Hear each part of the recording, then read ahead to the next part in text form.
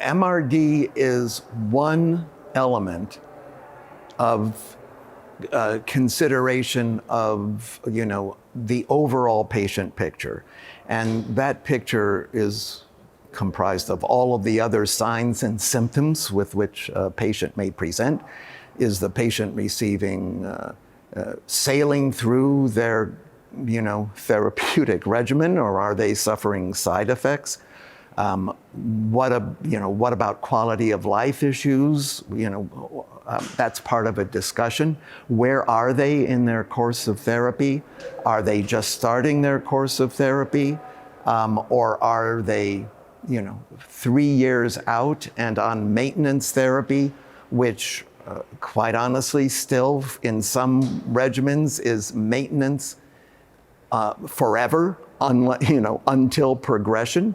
In other regimens, there can be a fixed duration of maintenance therapy. All of those things have to be considered and brought together.